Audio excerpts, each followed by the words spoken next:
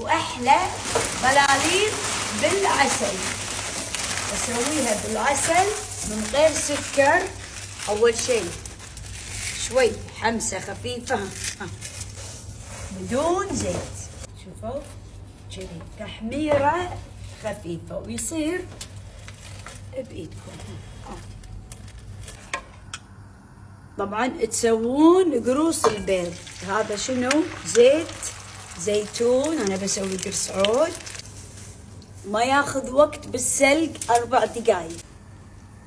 شوفوا الالوان ايش حلوها. حطيت زيت زيتون واحط البلاليط واحط عسل ويصير شكر. تحطون العسل وبعدين الزعفران والهيل والبيض. الحين الزعفران والهيل على البيض. احلى بلاليط بالعسل. والحين مع اجمل لقطة واحلى. شوفوا بلاليط. شوفوا البيض كله زعفران وهيل. شوفوا ايش حلوها. حتى البلاليط شنو متفتشة وجاهزة. شوفوا ايش حلوها. وعليه بالعافية ابو سالم.